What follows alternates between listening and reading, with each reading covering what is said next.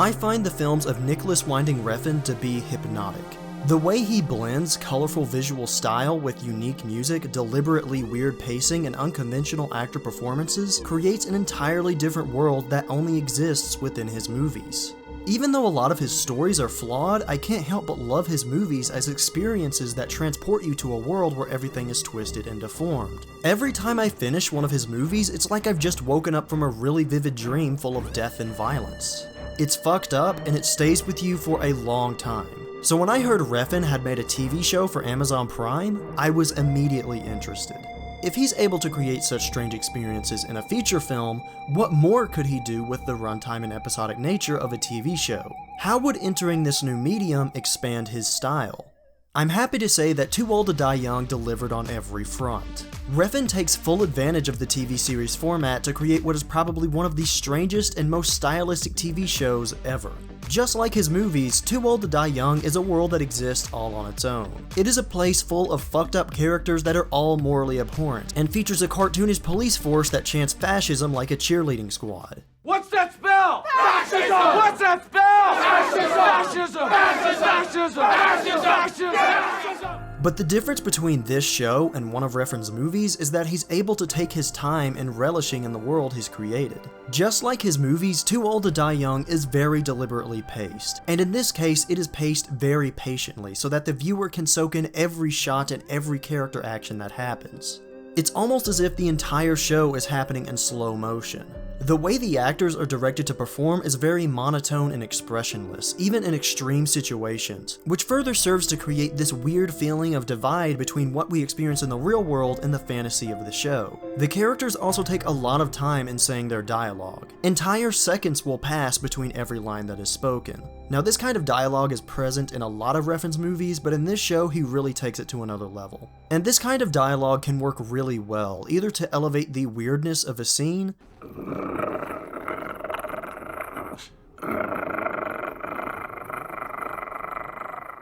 or to elevate the tension in a conversation. I'm sorry, how long is this gonna take? Why? You got something better to do? The downside to this slow pacing is that sometimes it is a little too self-indulgent. Episode 2 in particular was so unnecessarily long and drawn out that I struggled to stay engaged with it. But if that's a downside of Refn taking his time to fully explore the story and characters of this show, then I'm totally okay with it, because this is the best story Refn has told since Drive. What makes this story so engaging is the characters, who are all written to be walking contradictions. The main character, played by Miles Teller, is a cop, an enforcer of the law, but he has also been dating a teenage girl since she was 16. When he cannot find catharsis for his actions on the police force, who seem more concerned with the ideas of nationalism and racism than with the actual pursuit of justice, he turns to going out and killing sex offenders himself. In a way, these murders are like a repentance for his own actions. He hates himself, but instead of changing himself, he kills other people who are worse than him.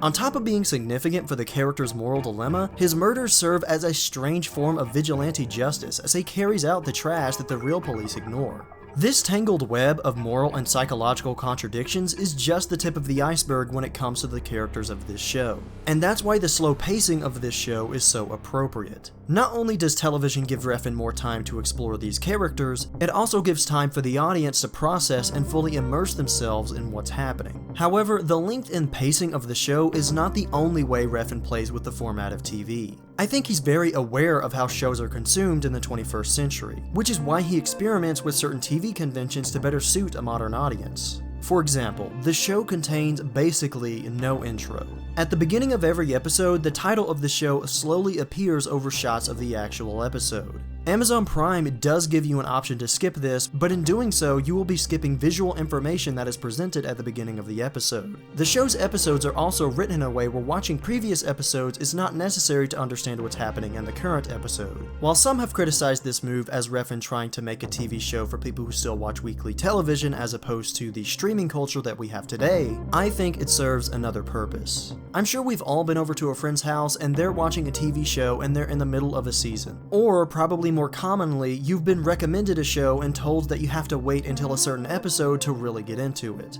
Well, as a sort of answer to these problems, Refn created a show where you can basically start watching it at any point. Did someone tell you that the show doesn't get good until episode 4? Then you can start watching at episode 4 and not have to worry about not understanding what's going on. Sure, you will be missing out on key themes and symbols that recur throughout the show, as well as other story and character writing that builds on itself as the show goes on, but ultimately those things are not necessary to understand the narrative. Personally, I would recommend watching the entire show, even if episode 2 is a drag, because I think the entire show is a great experience. But this is a show you can consume any way you want, and I think that's really cool. It's the kind of unique show that can only be crafted by a director with a singular vision. In that way, I think Too Old to Die Young is a symbol of what television is becoming. It is a precursor to the future of television.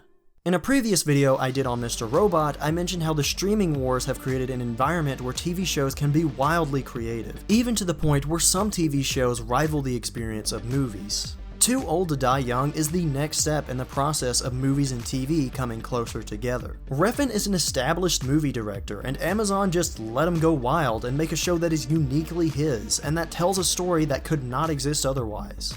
Obviously, I'm using a very extreme example by talking about this show, but there are other examples that hint that soon, big movie directors announcing TV projects will become just as normal as announcing another movie project. We've seen it with Mindhunter, which was made in part by David Fincher, we've seen it with The Mandalorian with directors such as Jon Favreau and Taika Waititi being involved, and we even have directors like Tarantino speaking about possibly making TV shows. When you combine the creative freedom of current TV trends with the popularity and financial success of streaming, it creates an enticing opportunity for movie directors to create really unique pieces of television. Movie directors helming TV shows is not a new idea. It's one that's existed for a long time. It arguably started with David Lynch's Twin Peaks, and has grown from there. But I don't think we've had an environment in the TV industry that movie directors could stylistically thrive in until now. When even network TV shows like Mr. Robot are being helmed by one director, who, mind you, hasn't directed any financially successful movies, it's the perfect time for renowned movie directors to start helming entire shows. Too Old to Die Young may not be the first or even the best TV show made by a movie director, but it is the best example of the wild creativity that's possible in the medium right now. And the prospect of directors like Refn or Tarantino making TV shows is exciting.